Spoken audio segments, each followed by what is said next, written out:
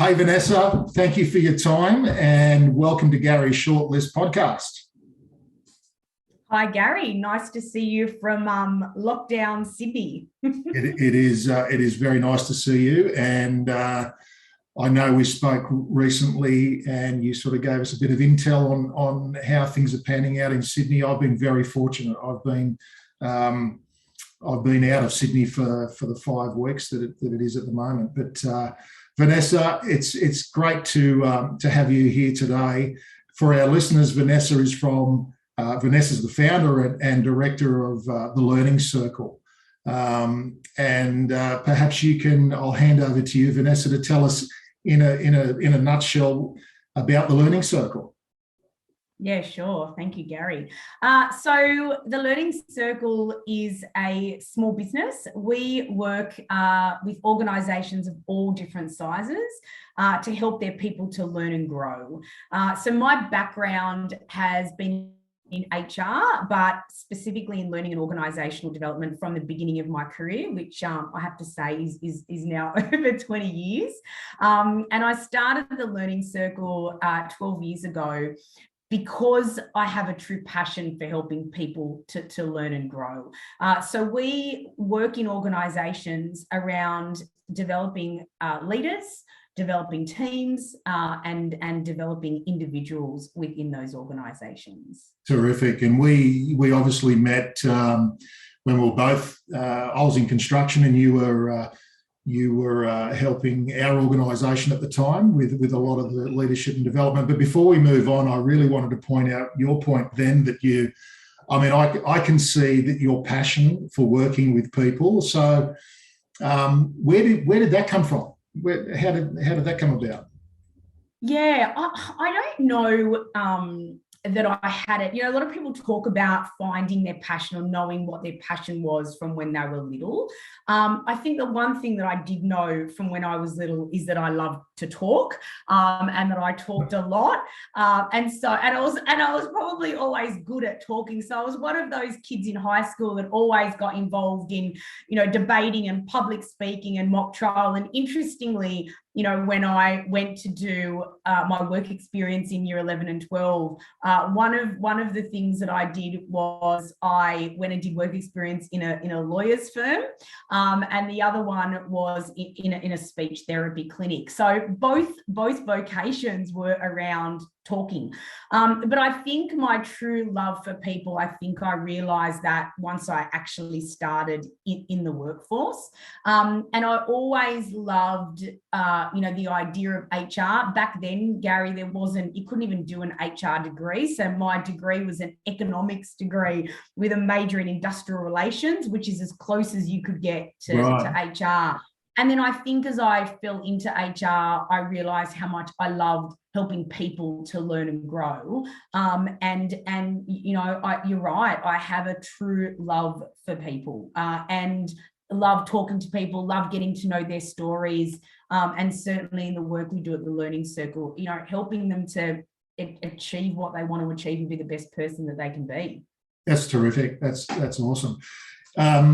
I guess my observations were when we were both working in the same space was, the connection that you could develop with, executive teams and leaders in the business that would then, for me, I felt like, they would let their guard down and you could truly get in and help the organisation, perhaps with, getting to execute the strategy or really, I guess. One thing I wanted to ask you today was, do you feel that some executives in organisations perhaps are too close to the business to really be able to sort of get that helicopter view and look into the business and make either better decisions, etc.? Yeah. I suppose I'd love to kind of talk about two things that you've raised there, if that's okay. I think, that the thing that you talked about at the beginning around, coming in and people letting their guard down. And a lot of the work we do, Gary, is in the leadership space, right? And we do a lot of work in the construction industry, which is such a surprise for me. It's an industry I never ever thought that I would work in, but it's actually my favorite industry. And we can talk a little bit about that later. But I think, my style is what we try to teach leaders to be. And, one of the things that we talk about in terms of leadership is showing your true self and being authentic and letting your guard down and showing that vulnerability. And I think, that is one of the ways that I get people to connect with me and let their guard down and build rapport. And it's a similar thing that we tell leaders to do, in terms of developing and connecting with their teams. Yeah. I think from, that other question that you asked around, can those senior leaders be too close to an organisation? I think often leaders don't know what they don't know, right? So, Gary, one of the things we talk about is everybody grows up in an organisation having a technical expertise. And, if we look at the construction industry, most people's technical expertise is building, right? It's not helping people to learn and grow. It's not people. And so I think more than just executives being too close to their organizations, I think that is just not their specialty, right? They just don't know what to look for when it comes to changing their organization, helping their people, creating a better culture. And so I think you've got to bring in some of that external expertise in those areas that those executives don't have necessarily a specialty in. So when we talk about construction, and if it was a typical construction firm, and they're all very different, obviously, but what would you see would be perhaps the lowest hanging fruit for an organisation in construction to improve their organisational leadership, et cetera, et cetera? What are the common things that you see that you think we can just tackle that really easily? Yeah, so I think it is some of those essential foundational management or leadership skills, right? So I think, what continues to surprise me in the industry is just how little education and training people have had in the space of being a leader. And so often when we go in, and I'm talking about tier 1, tier 2 and tier 3 builders, right? When we go in and talk about leadership with people at all levels in those businesses, I think it continues to surprise me how little people know about some of those fundamentals of leadership, like how do you build connections with people? How do you give people difficult feedback? What is emotional intelligence? How do you have a one-on-one and with people? So for me, a lot of that low-hanging fruit, and I'm not saying it's necessarily easy, but there is a big gap when it comes to some of those foundational skills that for me seem to still be missing from a lot of the builders that we work with. Yeah, I would agree with you through my observations in working in a lot of different building companies. And I think too that it's a victim of some of the guys or girls that have been there the longest end up being in leadership roles, not necessarily through anything else than their tenure. And in fact, to support what you say about, that you're surprised at the level of coaching and or training they may have had. So that's interesting, very interesting. And so for the learning circle, what would be a typical call out, say, for a builder to call you in and say, hey? Yeah, so I think it's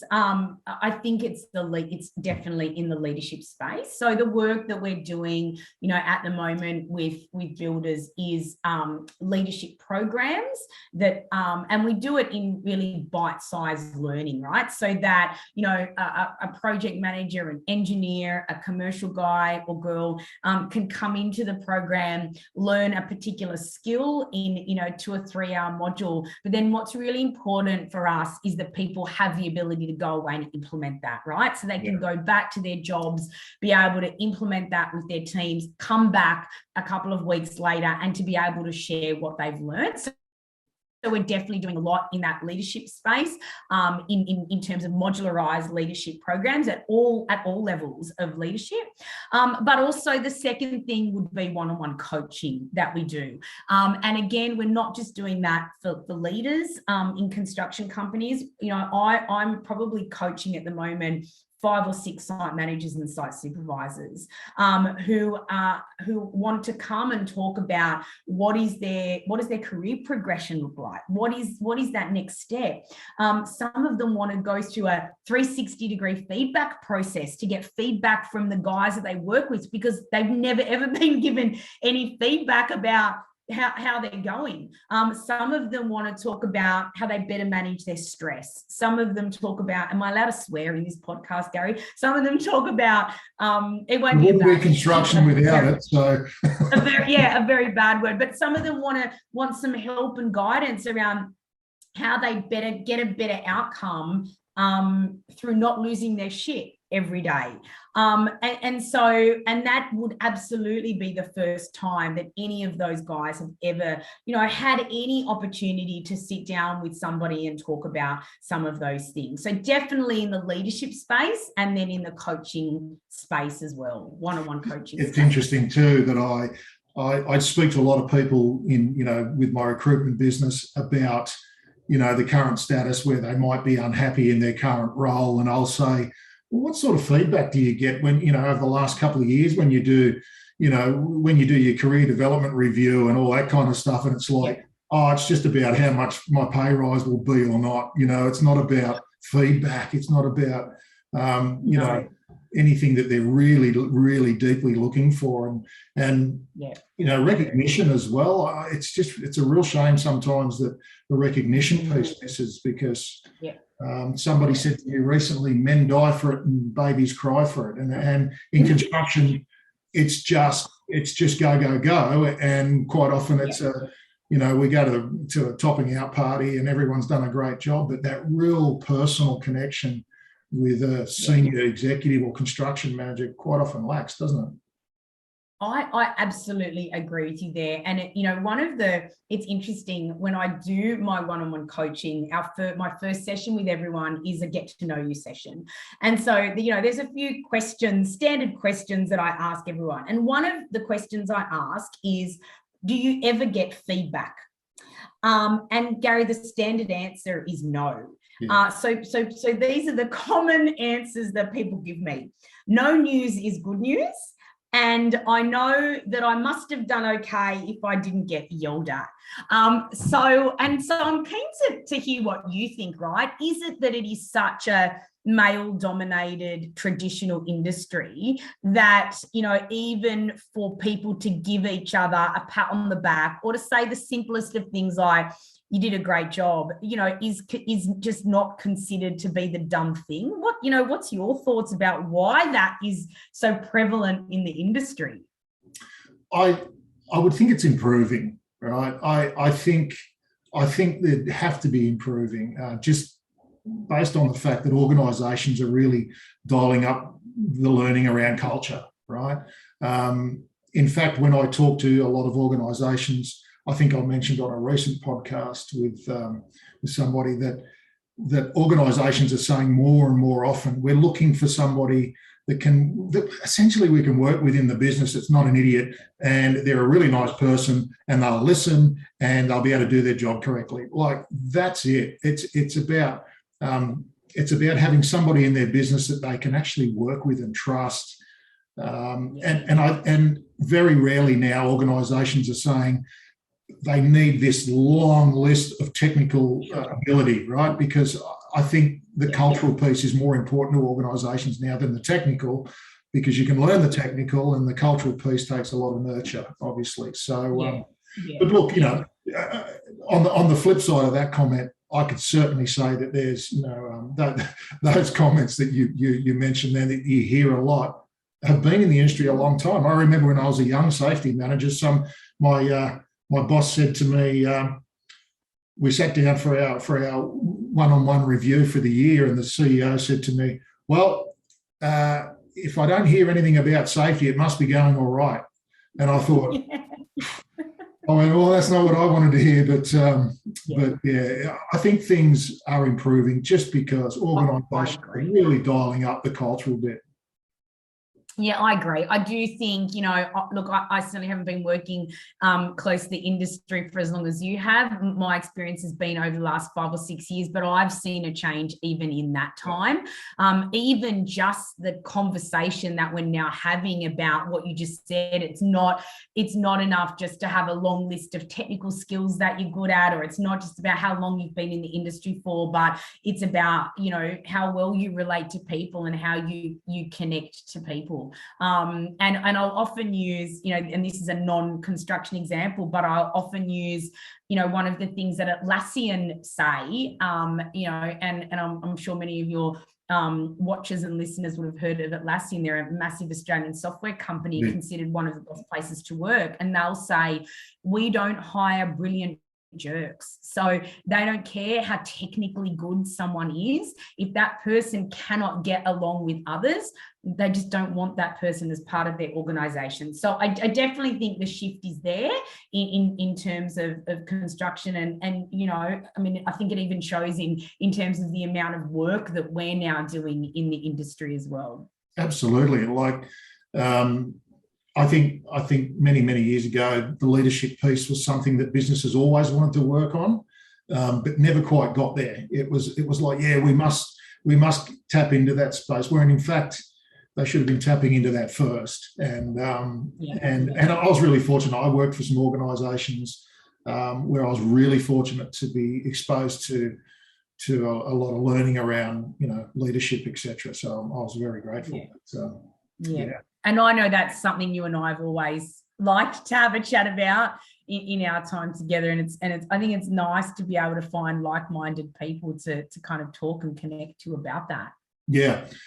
So with COVID, apart from the obvious, what sort of changes can you feel probably in the industry, the construction industry?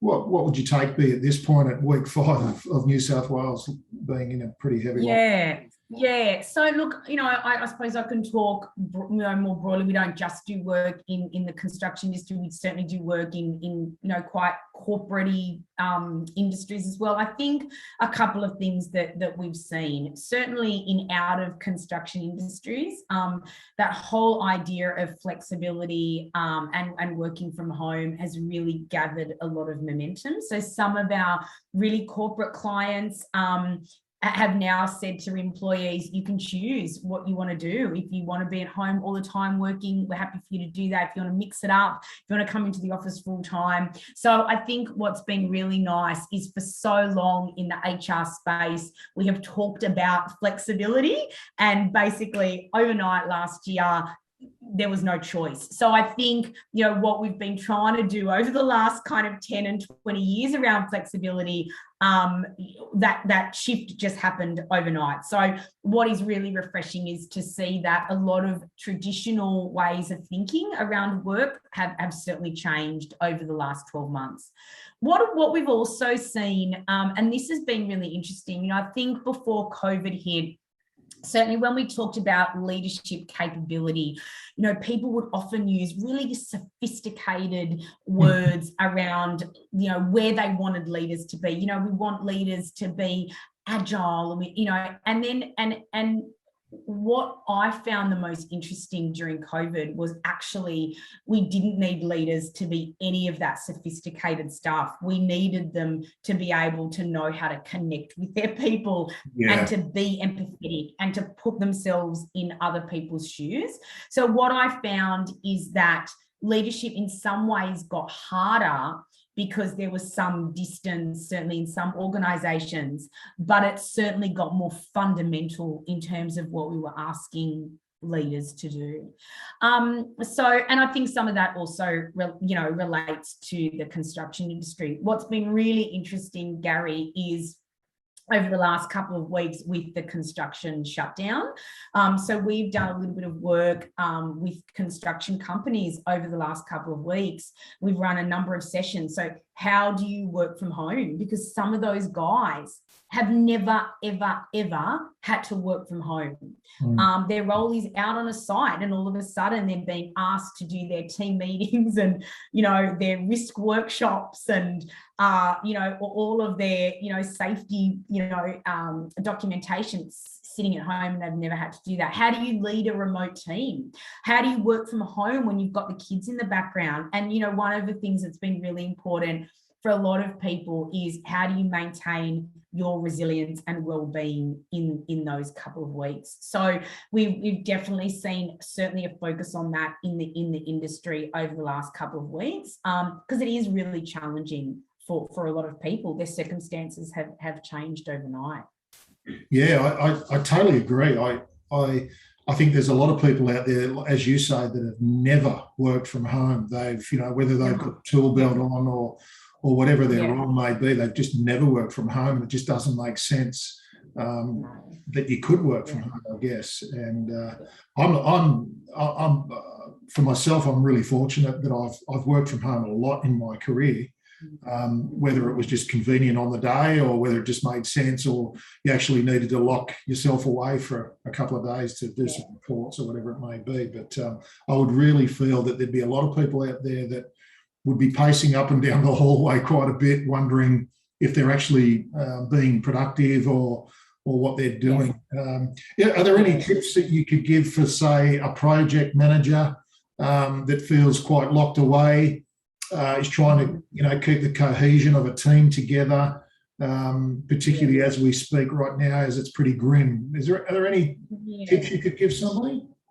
Yeah, so we talked about a number of different things, and specifically, in the conversation that we had with project managers. So a couple of things that were really critical. One of the terms that I often use, and you've probably heard me talk about this, Gary, is for a manager or a leader to have an operating rhythm. And, I'll often talk about on a site, many sites and projects have a really robust and rigid operating rhythm, right? So every day they're doing, their pre-starts, they're doing their toolbox talks, some do their crane board or their 1:30 club, they have their subby meetings, all of that rhythm that they have going around how they run their sites. But what is often missing is what is the rhythm that the leader has with their team and with their people. So we're talking about things like the one-on-ones that you have with your people in the team meetings. And so what I said to leaders is that rhythm may change significantly when you're trying to lead a remote team. So, we talk about doing a quick check-in with the whole team every morning. And it doesn't have to just be talk about work and the priorities for the day, but doing a well-being check with everyone, thinking about who in your team is going okay and who is struggling, and how do you make connections more with those people that are struggling. We talked about, measuring output rather than hours. So not being, not getting on Teams and seeing when someone's online and when they're offline, right? But as a leader, you should have your finger on the pulse of what you believe people should be producing. And so how do you measure people based on those outcomes rather than the hours? How do you promote health and well-being within the team and make sure that you are the role model for health and well-being? How do you say to your team members, I want you to go out for a walk every day. I want you to take a stretch break every hour. I want you to have your bottle of water on your desk and do that. And then the last thing, and I think this is really important, is, similar to when we get on an aeroplane, Gary, and they give us the safety talk at the beginning and they say, make sure you fit your own mask before you fit anyone else's. That's what I said to leaders. So they need to look after themselves first and make sure that they are feeling resilient and well in order for them to best look after their people. And I think all of those sentiments are really important as we go through this time. And still, certainly in Sydney, we've got a whole lot of people that are still stuck at home over the next few weeks. We've got projects that can't work because they're in those LGAs. And we've certainly got leaders that are trying to run a project with half of the resources on that project, still trying to look after some of their guys that are still stuck at home over the next 4 weeks. Yeah, well said. the one thing that I do hear a lot of people saying, when you ask them how you're going with working from home that they haven't done before, and they say, all I seem to do is just sit on a Zoom meeting or whatever, and then it's 5 o'clock, So do you think there could be a bit of overkill with the whole meeting Zoom thing? Yeah, and that's something we talked about, right? So, some people said, do I really need to have a team meeting every day? And I think it's changing your mind about what that team meeting is. We're not saying you need to sit on a call with the whole team for 2 hours, right? It's a 10-minute check-in in the morning. How is everyone? Does anyone need anything? I'm here if you need me. What are the things we need to nail today? But I think, I was having this conversation with one of my associates, or one of the facilitators that works with me yesterday, just around how exhausting these team and these Zoom sessions are, right? So, normally we would be sitting in a room together doing this. It's far easier for a conversation to naturally flow. You're not having to work as hard in terms of reading people's body language and their eye contact, and what's that non-verbal behavior that's coming off people. And especially for people that are introverts, I think that would be absolutely exhausting for them to have to do 8 hours a day. They are working so much harder. Yeah, I absolutely concur there. I find the other thing with Zoom and is that slight delay is just so taxing. I just find that you're trying not to interrupt, it's pretty taxing. By the end of the day, I think everyone's just had a gutful of it, but it certainly has its place. Obviously, it's it's a nice way to connect when you haven't seen somebody for such a long time, but it's probably a balancing act. I like the idea. Somebody was telling me that their organisation does a Friday, 2 o'clock beer and wine thing where you can just sit around with your dog and your kids running around and have a beer or a wine, and as you would like to expect you'd be doing on a normal Friday afternoon. But yeah, absolutely. And I've heard lots of that, and just different things that people are kind of bringing into that, right? Bringing, like they'll do a trivia game while they're having a beer, or Fun Hat Friday, or whatever it might be. Or what are you cooking on the weekend? So yeah, there's some there is some good social connection that people are also doing via this forum as well, which I think is important. It can't just all be about the work. People need that social interaction as well. Yeah. I had a friend who finished with an organisation about a week ago, and his farewell was via Zoom. And he said, I said, how was it? And he said, we all sort of ordered lunch and we're all sitting there eating lunch separately. And he said, well, it was really weird. He said, you didn't get to sort of slap somebody on the back and say, it was great working with you. Yeah, it's very different, isn't it? It's very different. I know that actually makes me feel so sad that you can't have that proper, giving everybody a hug and a kiss goodbye before you walk out the door. I know a few people in a similar situation that have finished up and they said a Zoom farewell is definitely not sufficient enough. When all of this ends, they want a long lunch and a proper farewell. So they should. So Vanessa, if anybody wanted to connect with you and the Learning Circle, how would they do that?